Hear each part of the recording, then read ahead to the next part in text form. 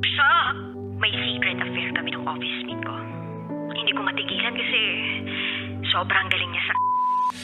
Rocky's Secret Files. Secret Files. It's the kind of bleep you never knew existed. Kunwari inosente, pero boy naman pala. Rocky's Secret Files. Secret Files.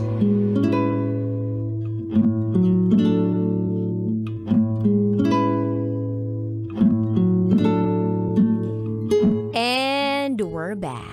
Kasama niyo pa rin si DJ Rocky and this is Rain's Secret Files. Si Rain na 14 years old pa lang ay nabuntis ng kanyang boyfriend. Gayon pa man ay naka-jackpot siya sa kanyang boyfriend dahil meron itong paninindigan. Hindi siya nito iniwan kahit lumipas pa ang panahon.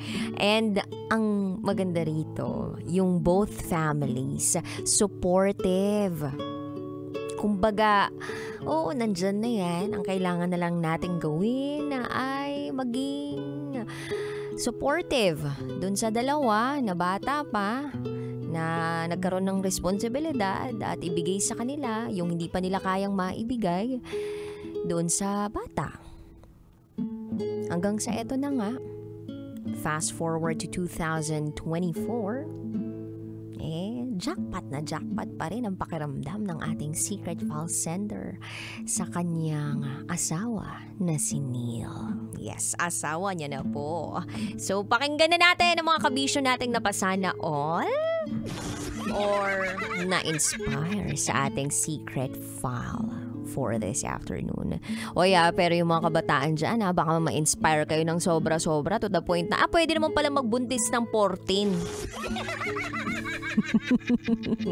Kutungan ko kayo dyan. Ito sabi ni Cesar Bantug. Take it away. Afternoon, DJ Rocky. Good afternoon. Ang masabi ko lang po sa kwento natin na yun ay swerte si ate girl na nakatagpo siya ng isang loyal na lalaki. True. Pareha sila ng asawa ko, maswerte kasi loyal din ako. Char. Wow. At yun lang, swerte mo ate.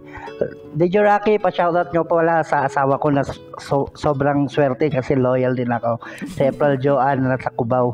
At sa mga Ramos clan, sa mga pinsan ko at sa kapatid ko na sa Davao, si Salvador Bantug Jr. At sa kaibigan ko na lilipad na papuntang Paris, si Philip Dison. Ingat ka Chong. At sa mga Tagcom boys, shout out sa inyo. Salamat po, DJ Rocky. Thank you so much, Cesar Bantug, na certified ka loyal. Swerte raw ng asawa niya sa kanya dahil loyal siya. Swerte rin daw ang ating Secret File sender dahil loyal ang kanyang asawa. Hindi ba dapat loyal ka naman talaga pag nakikipagrelasyon ka? At lalong-lalo na kapag may asawa ka na. Ay nako. Anyway, ibang klase talaga yung relationship kapag yung honesty, yung loyalty, yung faithfulness, yung sense of commitment and accountability present doon sa mismong dalawang taong nagmamahalan. Parang walang pagsubok na hindi kayang lampasan. Pag lahat ng yun, meron yung relasyon kayo. I mean, kapag yung relasyon ninyo merong ganun, walang problemang hindi kayang lampasan. Anyway, eto naman ang sabi ni Darwin Russell. Loyalty and faithfulness, also trust, ay susi to a healthy relationship. O diba? Taglish yun. Rain, you have found a right partner or the right partner to support you through ups and downs in your life. I hope that you will have a wonderful and happy life. That's all, DJ Rocky. Love you po. Oh, thank you so much, Darwin Russell. Sabi nga nila, piliin mo daw yung taong pinipili ka. Kasi kapag yung taong pinili ka or pinipili ka, kahit na ang hirap mo nang mahalin, pinili ka pa rin. Yan daw yung endgame mo. Pero kapag hindi ka naman pinili pabalik, or parang ikaw ayaw mong piliin yung taong yun, di, huwag mo nang piliin. Huwag na kayong magpilian. Sa iba na kayong magpapili. Kumbaga, ano pang sense kung pipili rin lang naman kayo ng iba? Kung ayaw nyo na, ba't pa kayo magsistay sa isang relasyon? So, loyalty, faithfulness, and trust. Kailangan po talaga sa isang relasyon. Kapag wala nun, makipaghiwalay na kayo agad. Ito naman sabi ni Charles Sancho, I cannot relate. Bakit? After my 14 years, panay gala lang ako sa lahat ng mall dito malapit sa amin. Magpuyat ng ganun kalala, ni never nga akong magka-jowa or basta. Gising, kain, aral, kain, gala, uuwi sa bahay, kain, tulog, repeat. Sana all na lang talaga na ang isang lalaki may paninindigan. Yung iba kasi, ang galing kumaldag. Pero kapag nandyan na ang responsibilidad, nagiging running man. Charot with Harot. True, ang galing kumaldag. Pero wala namang pambayad ng panggatas ng bata. Ito naman sabi ni Katrina San Jose, congrats sender kasi hindi naging hadlang yung teenage pregnancy para hindi magsikap sa buhay. Maswerte ka sa naging partner mo, bibihira rin yung makatagpo ka ng mabait na biyanan. Kasi may kilala akong biyanan, yung anak trabaho ng trabaho tapos yung manugang waldas ng waldas. Charot with Harot. Okay lang yan. Ako nga nakaligtas sa teenage pregnancy pero sa pagiging matandang dalaga, hindi. From Katrina San Jose. Akala ko nga, ganyan din yung mantra ko eh. Yung nakaligtas nga ako dati sa teenage pregnancy, pero sa pagiging matandang dalaga, hindi. Matandang dalaga, no more. Landi-landi rin pag may time. Well, totoo naman yun na hindi naging hadlang yung pagkakaroon mo ng anak ng maaga para magkaroon ka ng maayos na buhay at maibigay yung maayos na buhay sa anak mo. Maayos din na pamilya. Kasi isa sa mga kakaharapin talaga ng dalawang taong nagkaroon ng bunga, yung pagmamahalan o relasyon, ay yung pagpapalaki ng bata. Kumbaga, oo, napakadaling gumawa ng bata para sa ibang mga tao. Pero yung pagpapalaki sa bata, parang ang hirap, magastos pa. So kung hindi ka handa, huwag kang gagawa ng mga bagay na alam mong mapapaaga yung responsibilidad mo. Etong secret file na to, hindi po porke na sinasabi natin na hindi hadlang ang teenage pregnancy o pagkakaroon ng anak ng maaga para magkaroon ka pa rin ng maayos na buhay at matupad mo ang pangarap mo. Ibig sabihin nun, magpapajontis na kayo ng teenager kayo. Hindi po ganun yun ha. Kumbaga, feeling ko lang naman ang tinuturo nitong secret file na ito ay maging accountable tayo, maging responsable tayo sa mga desisyon natin gagawin sa buhay. Hindi yung kapag, ayan na, after sarap, nandyan yung hirap, biglang wala na yung sa hirap. Pinaubayan na yung responsibilidad sa ibang mga tao. O kaya naman, wala na, nagbuhay dalaga, nagbuhay binata na lang talaga. Parang walang responsibilidad, parang walang anak. Anyway, ito pa sabi ni Bernard Laureas, ang magiging asawa mo someday ay loving. Ulitin nga natin, parang nahirapan ako dito sa sinabi niya. Magaling na asawa, responsable sa pamilya, loving at ang mga magulang helpful para sa kaligayahan ng anak at kanyang pamilya. Asawa mo someday may paninindigan sa pamilya, honest, loving and family-oriented. Kaso solo sa buhay, walang-wala at walang mga magulang. Baby, tanda ko na, listening but don't understand, para kang nanalo sa loto. Shoutout po kay Angela Gonzaga. Yun lamang po, DJ Rocky. Happy wonderful day. Parang na-stress ako sa binasa ko. Hindi ko masyadong naintindihan. Hindi ko sure kung ako lang yung mali o talagang may malitong si Bernard Laurel. Nagets ko naman yung part na ang mga magulang na helpful. Tumpak. Yun lang yung kaya kong ngayon. i-digest. Hello kay Jomar Palulim. Congratulations, Sandra. Ang swerte mo sa biyanan mo. Minsan lang yan yung makahanap ka ng mabait na manugang o biyanan. Grabe, yung iba parang Armalite ang bunganga. Charot. With heart. From Jomar Palulim. Actually, sinasabi rin nila yan na sa pag-aasawa, napakaswerte mo kung kasundo mo yung mamanugangin mo, kung kasundo mo yung babyanin mo. Babyananin mo. Tama ba yun? Sabi, swertihan. Kasi hindi sa lahat ng pagkakataon mag-a-agree, magugustuhan ka nung mga magulang ng napangasawa mo.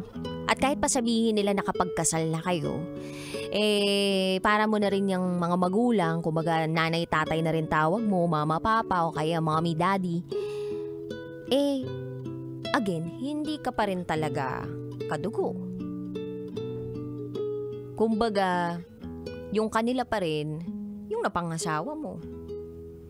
So may mga mag-aasawa na naghihiwalay nang dahil sa biyanan, nagdahil sa mga magulang, dahil hindi nagustuhan, dahil sa sobrang pagiging family-oriented, extended yung family sa loob ng bahay, hindi nagkakasundo, may mga hindi pagkakaintindihan, yung tipong sinabi lang na okay lang po ako, iba na yung interpretation ng biyanan.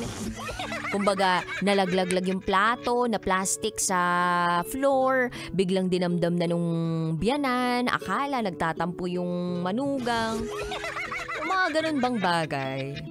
So, pagdating sa pag-aasawa, swertihan din daw ang pagkakaroon ng kasundo at mabuting mga biyanan.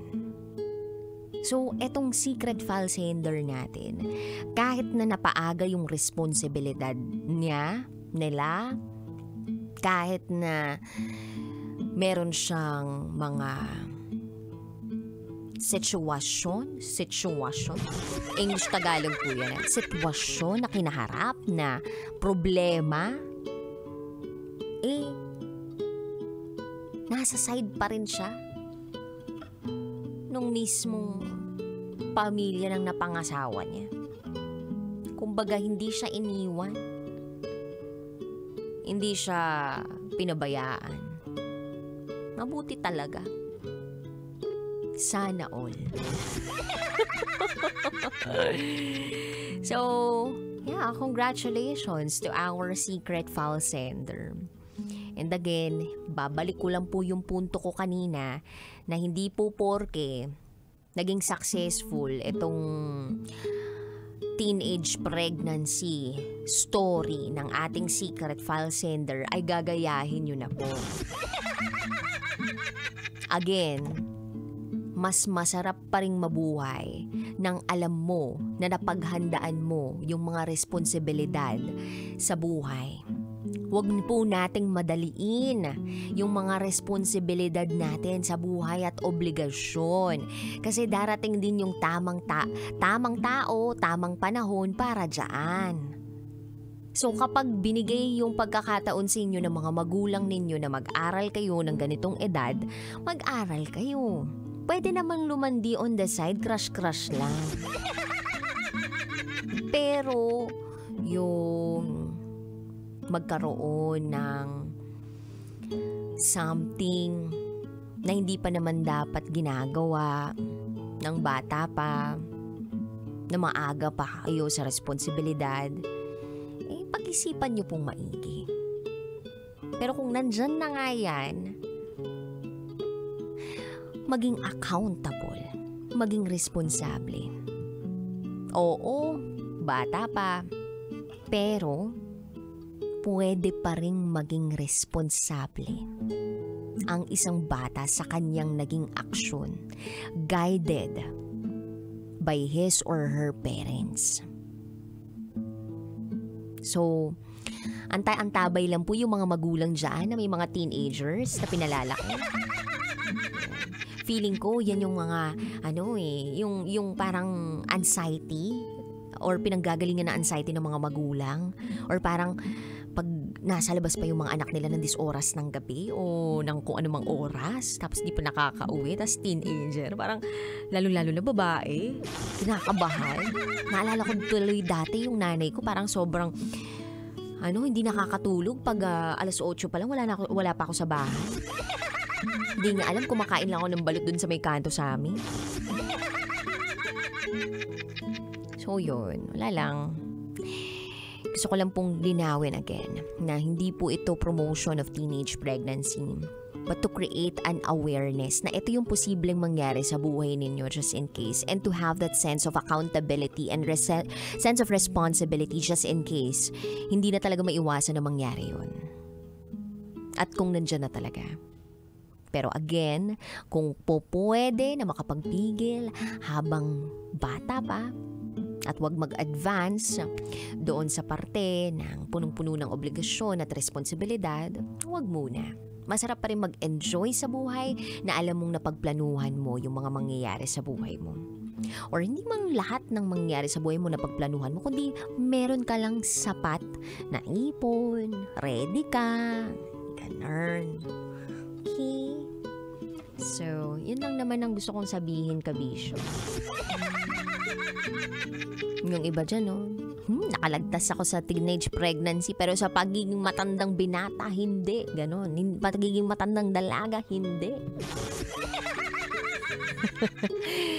If you want to share a secret, share it to me, rakiter@gmail.com. I gotta say, BRB guys in bathroom break, you were still with me, DJ Rocky, and you are listening here sa stasyong number 1 sa mga malulupet, manggapang sa kakalsadahan. 90.7 Love Radio. This is Rain's Secret File. Sasakyan si